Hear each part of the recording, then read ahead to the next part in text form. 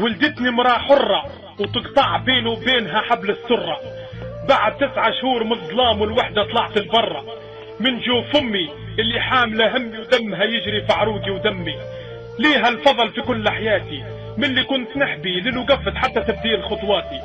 حضنتني وربتني وكبرتني عام ورا عام، ولا ضعف حبها ليا ولا ملتني. مهما هملت وسهرت وفسدت ما كرهتني، ما ترقد وجاه النوم كان تجي الفرش وتتفقدني.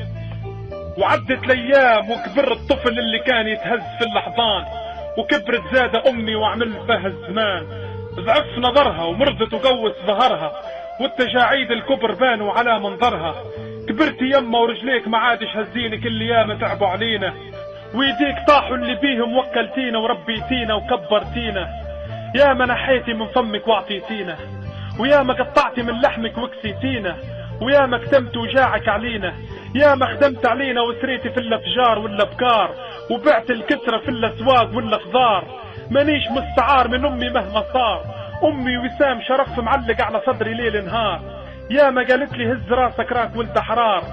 صدقتي يما اليوم شفنا اللم اللي باعت ظناها برخص ما فمه، واللم اللي طيشت ظناها في الزبلة وهدروا دمه. انت غير يما، انت الوفاء والخير ومحور اللمة، ما كيفك حد لا تعوضك خالة ولا العمة. كي جد الجد كل واحد يتلاهى في همه.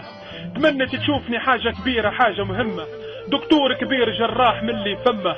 ما طلعتش كيما تمنيتي سامحني يما، ظروف قوية والدنيا يما هم الحكموا فيا، هم اللي خلوني تغربت يما وبعدوك عليا.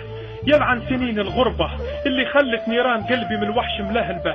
تحية لكل ام ولدها متغرب، وتبات الليل من وحش ولدها تتقلب. ان شاء الله عن قريب تتلاقوا رب المسافات يقرب، وتتلاقوا بالاحضان بجاه المصطفى محمد، ونيران الوحش بعد الغياب تتخمد.